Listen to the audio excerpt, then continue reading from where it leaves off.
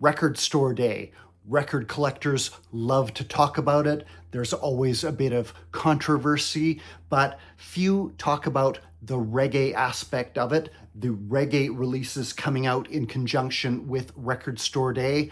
Stay tuned for my rundown of what is coming for Record Store Day 2026 from the reggae department.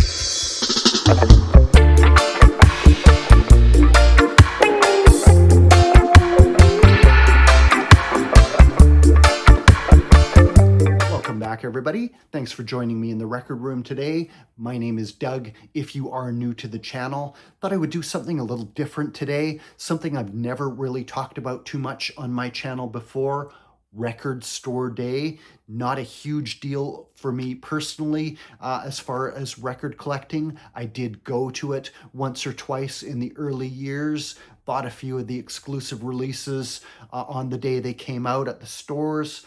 But since then, wasn't really a big fan of the crowds, the lining up, and it's just become something where I sort of keep a more casual eye on the list, what's coming out for that day. And more often than not, there's one or two things I'm kind of interested in adding to the collection. So I try and track those down online after the fact. And I've probably showed those in a finds video here and there, but I've never really talked about the day itself. Always seems to be a bit of controversy around it, but also quite a stacked list of releases from across various genres. But nobody really talks about, to the best of my knowledge, the reggae aspect of it, what's coming for reggae from the schedule of exclusive releases. And this year promises quite a stacked deck for reggae, I would say, enough to warrant a bit of a closer look at what will be coming out, what my personal picks and recommendations would be, things I'm interested in or that somebody else might find worthwhile. So stay tuned, and we're going to take a look at the list right now. Okay, so here we are on the Record Store UK list. Scrolling down right near the top, we have Addis Rockers being reissued by the Real Rock label that hasn't been around too long. I see they have put out a couple of releases already that I've been kind of eyeing, and they will be making a strong showing on this Record Store Day list. But this particular release, I don't know a whole lot about. 1980s UK dub album, presumably in kind of the UK steppers style, but I can't particularly tell you too much, but that could be one to look out for sure. Moving on down, we have one that definitely popped out for me, which is right here, Carl Harvey, Ecstasy of Mankind. That was one I've kind of had my eye on for many years. I'll talk a bit more about that in a moment. Moving on down to the Congo Ashanti album from the Congos, 2025 remaster with liner notes and kind of a gold vinyl with red splatter, coming from the VP Greensleeves label. That one will also be available on the US list.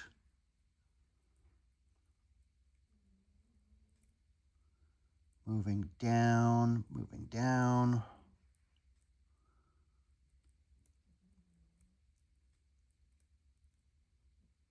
Here's another really unusual release, Enos McLeod, Moods of a Genius, the debut album of Enos McLeod, being reissued by the Lantern Recordings label, who usually put something out for Record Store Day. Sometimes can be a bit hit and miss with sound quality. Enos McLeod, I'll speak more about this one. Unfortunate choice of cover here, though. This has followed the Jamaican version, which came out in the late 1970s on the Soul Beat label, showing some kind of scene of domestic violence. They would have perhaps been more wise to go for the UK version, which had a much more benign illustrated cover. Then we move down to Freddie McGregor Showcase, absolute classic album coming out on Observer from the Prestige Elite label, name I have not heard of before personally, but definitely an absolute classic of an album, a banger if you will. Holly Cook, Shy Girl in dub, dub versions of her most recent studio album. Horace Andy, The Voice in Sound, coming from the Echo Beach label out of Germany, kind of dub remixes of Horace Andy tracks from what I can see from the Echo Beach label, which tends to be more on the electronic techno side of dub. Hugh Mundell, Arise. This, again, is from the Real Rock label, and this will be a really nice release. A posthumous album by Hugh Mundell, released after his death in the early 1980s. Iroy, Crisis Time, classic mid-70s recordings from him. Vibes Alive by Israel Vibration, originally released on RAS Records in the early 1990s. Live album by Israel Vibration. Nice to see their catalog steadily being reissued. Jackie Matu in Cold Blood, colored vinyl, reissue with liner notes, I believe.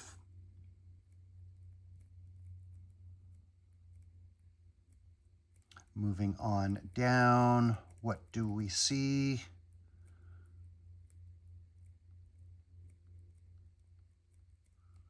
Moving down. Aha, here we go. Leslie Butler, Jagan, coming from Trojan Records. An instrumental dub album from the 1970s. Then we move all the way down to the various artists compilations. The Mighty Rootsmen Strike Back. Looks like later recordings by some reggae heavyweights, including the late, great Sly and Robbie. And there were a couple down in the various artists section that kind of caught my eye. If I can find that.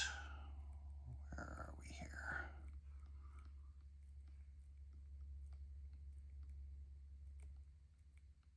Scrolling way down to the bottom of the list. Studio One Sound, one of Soul Jazz's reissues of previously released titles. And going to the very end, we have a couple of releases I spotted from the Room in the Sky label. Winston Reedy one I noticed, and then Rocksteady Various Artists compilation. Winston Reedy, come in Winston, there he is. The Room in the Sky Ritz label. Moving over to the Record Store Day US list, not nearly as comprehensive as the UK list, repeats a few things we've seen already, in particular those VP Greensleeves reissues of Congo Ashanti and the Jackie Matu in Cold Blood, but there are a couple of unique ones that popped out at me here. U-Roy, Feel Just Spirit, U-Roy meets the Aggravators, coming from the Sound System label, limited to 1,000 copies.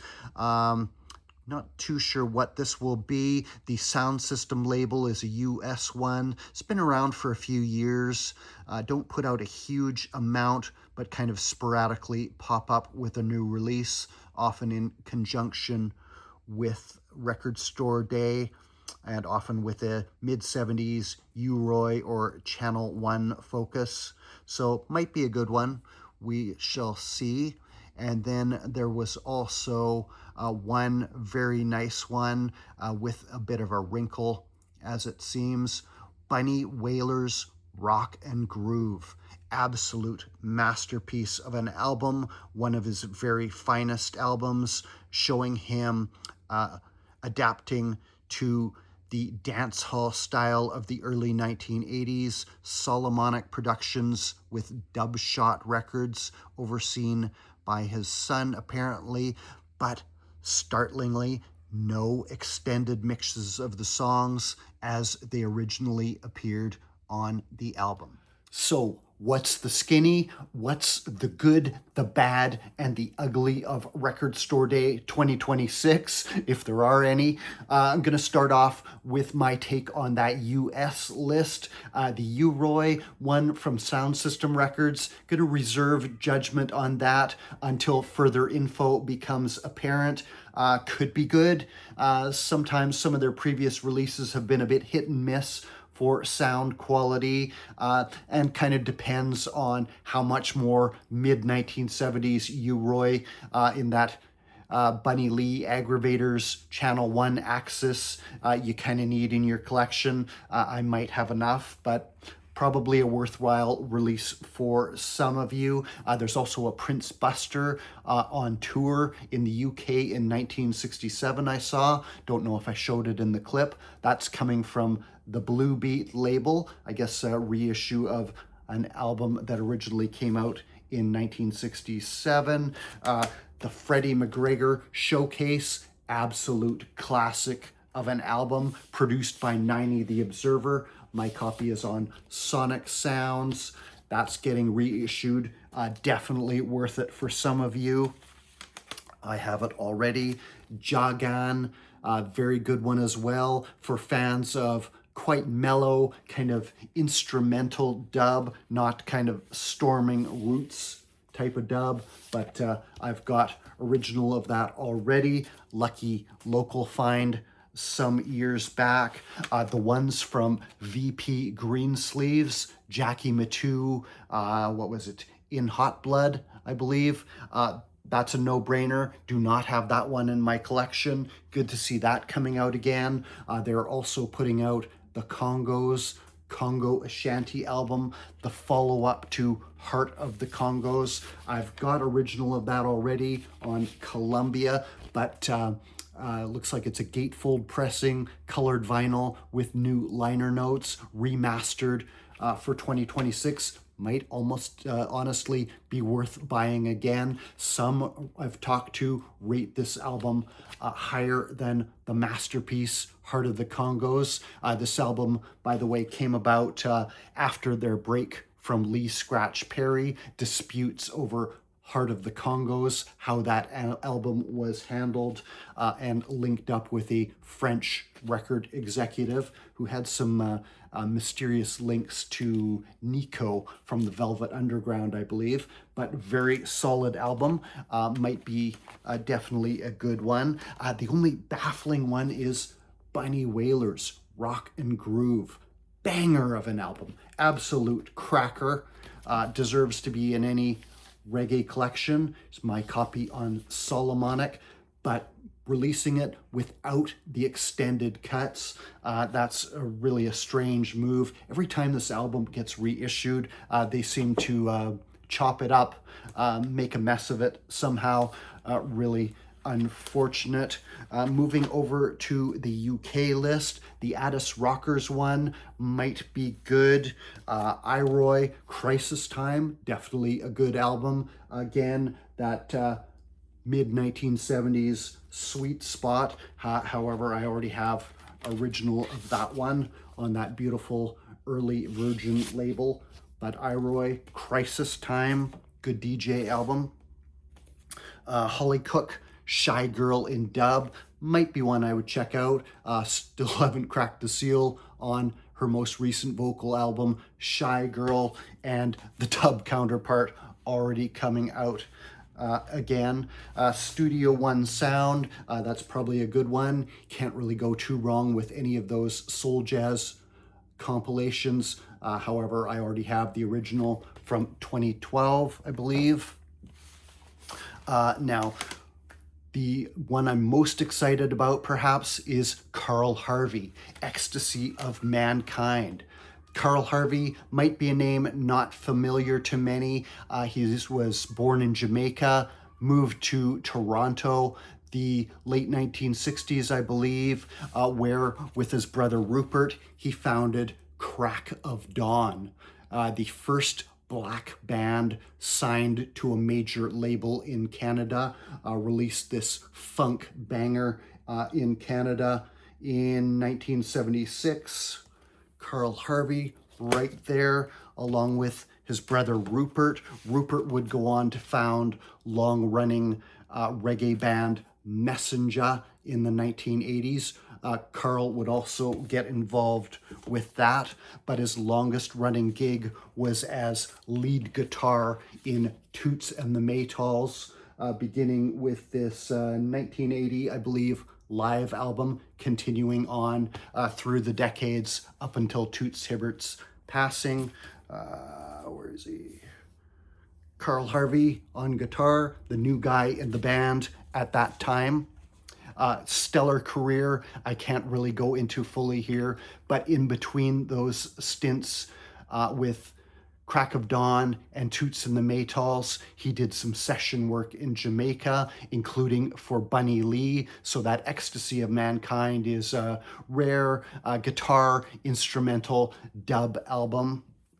A very rare one. Almost bought an original of that one decade or more ago, but it slipped out of my hands. The Enos McLeod one, very problematic cover image they chose for that one, but a very rare album. Some of the tracks included on the also not easy to find Genius of Enos compilation from Pressure Sounds from the 1990s. That was tough to find even just a couple of years after it came out. Enos McLeod, that's a very rare one. Nice to see it reissued, but personally I would have chosen the more romantic illustrated cover rather than the one that came with the Jamaican issue.